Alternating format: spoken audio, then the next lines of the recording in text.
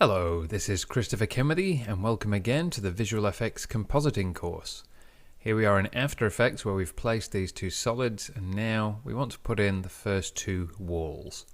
So we have some textures here which we can use to replace the walls or to augment what's already there. And I think it would be good to try and replace a wall completely. I think I'll use texture 5.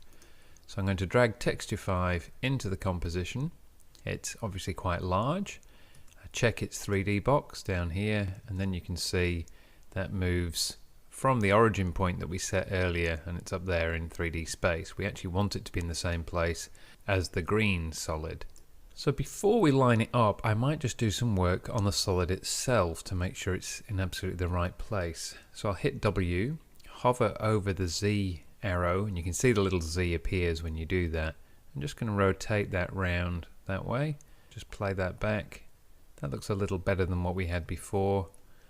And I think that will do for now. We could keep working on this, but we may as well put the layer itself in place and then work with it from there. Just expand the transform properties of the track solid. Now click on anchor point, then go all the way down to the bottom of Z rotation and shift click to select them all.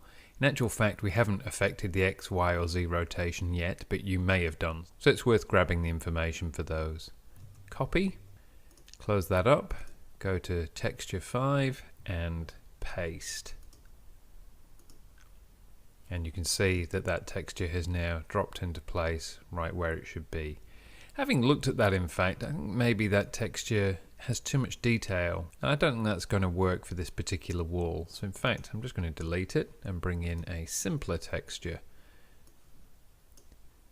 Texture 4, make it 3D. We already have our information, so I'll just paste and that's gone into the right spot.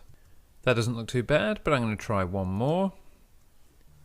So drag in texture 2, make it 3D, paste in the coordinates we already have. With that in place, I'm going to delete the track solid that we used for reference and now we'll work with this.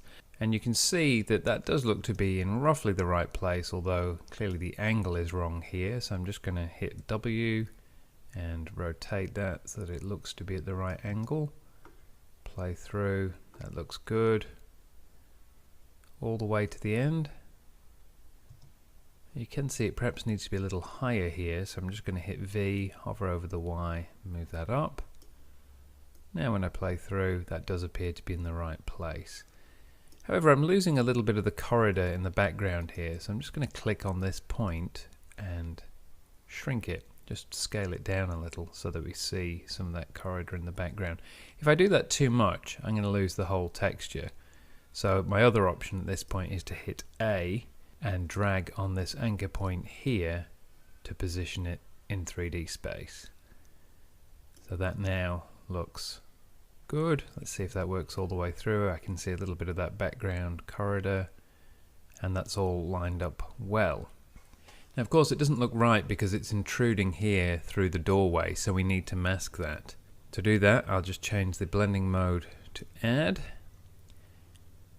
select the pen tool and then draw a mask around the door frame here. Pretty simple mask. Once I've drawn it, I can hit V and just move these points, make sure that we've got everything we need. Hit M and keyframe the mask path. Now move forward a few frames, click off and then on to select a point. This mask is actually quite difficult to see because it's yellow, so I'm just going to go down here and change its color to something that will be a little easier to spot. That's easier for this particular composition. Now once you've put in a keyframe like this, it's worth dragging back just a little to see if your mask is accurate all the way through, and that is looking accurate. I'll now move forward to the 2-second mark. That's fine, we'll just wait to where it's going off screen here. And I'll just adjust that point up to there. So I'll change the blending mode back to normal. We've now replaced that wall all the way through the shot. I am noticing that just here where the camera jumps up, the mask is cutting off the bottom of the image, so I'm going to just drag those points right down there and hopefully that's corrected that. There we go. Of course, at this point, this wall looks a little incongruous. It doesn't look quite right sitting there in the corridor as it is, but we're going to change the whole corridor to suit that wall, and then it will look right. To introduce a wall to the right-hand side, rather than just dropping a layer in and hoping for the best, trying to arrange it in 3D space, we can use this layer to guide the next layer. Let's pick a texture and I'll show you what I mean. I think we'll use texture 1. Drag that into the timeline, make it 3D. Rather than pasting the attributes we copied before, I'll paste the ones we have now for this layer in its final position. So I'll reveal the transform properties down here, click on anchor point, shift click all the way to Z rotation, copy. Then I'll select texture 1 and paste. So that's now in exactly the same place. At this point, it's worth renaming things. We really should keep a good track of what we're doing because this is going to be a complicated composition by the end. So I'll click on texture 2, hit return or enter, and I'll rename this left wall. And then I'll click on texture 1, hit return or enter, and rename it right wall. And to move this into position, you just use the arrows here. Be careful not to just grab the thing and move it, because when you do that, the way After Effects works means that you're going to position it quite randomly in 3D space. If you use the arrows to move it, you have much more control and you don't get any surprises. The other thing is you don't want this wall to go any higher than the one on the left, so don't use the y-axis at all. If you do, it's going to be much more difficult to align a ceiling element later. So hover over the Z arrow here and just click on that and drag to the right. If it's moving too slowly, hit shift and it will move in larger increments. Then when it gets to roughly the right place, you can let go. Then again, making sure you're hovering over the Z-axis, you can adjust that. And what you're aiming for is to get this looking so that it's aligned with the plane of that wall. Let's play through the whole clip, see how that's looking. So we probably want to rotate this. I'll hit W, hover over the Z, just rotate that till it's aligned at the top here. I'll go back. It's not looking too bad. I'll do a little more rotation, see how that goes, and we'll play through. Now because that's still not ideally lined up, we perhaps need to reposition it to get it to line up better. So I'll bring it closer in using the Z-axis. Again I'll rotate, but this time rotate back the way we were before, pull back out, and that looks much better. As we play through that, that feels like another wall in this corridor going off into the distance. It does feel a little larger and longer, and as though it's going off further into the background, but that's okay for now. We'll just let it do that. And once again, I want to mask this off, so I'm going to change the blending mode to add and do some masking now. Select the pen tool, click around the edge of the wall as well as I can see it. I can't actually see it very well right now because of the nature of the layer. So I'll just hit V, drag that point into position. That's looking good there. Alright, make sure I get these points at the bottom and drag them out of the way.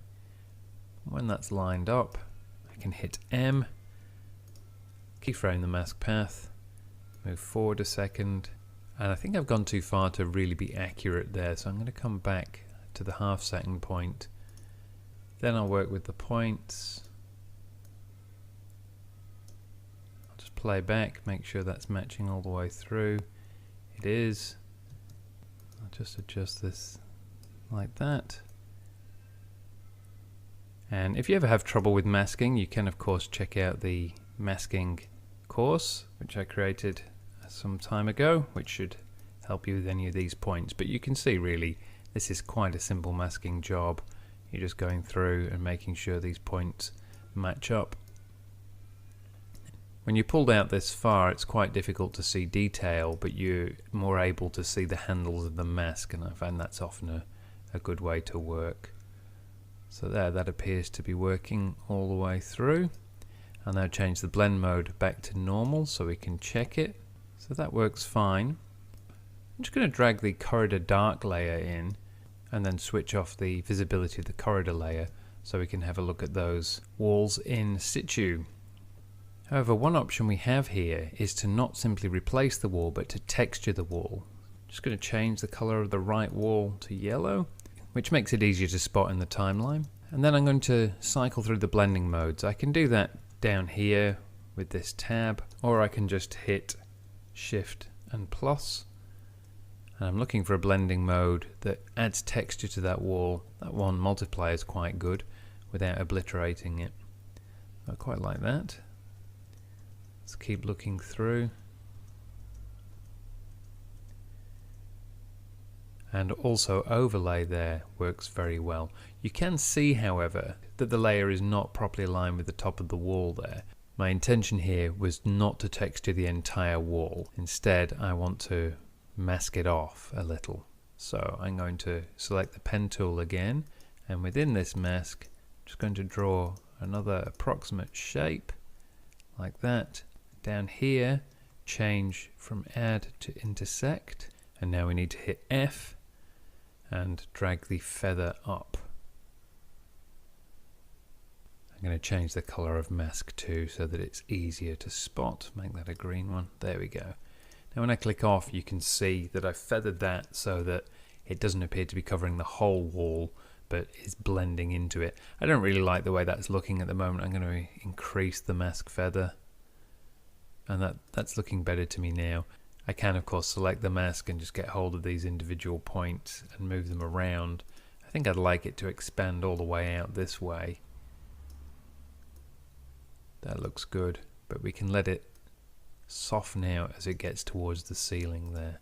I'm going to want to color correct the left wall to match what's there because it looks very out of place at the moment, but we'll leave that until we've added some other lights and other features and are working on the final look here. But so far we've managed to add a false wall, and we've made the other wall look grimy and dirty, and we're making this look like a more interesting space. In the next lesson we'll look at how to add a sign onto this wall on the left.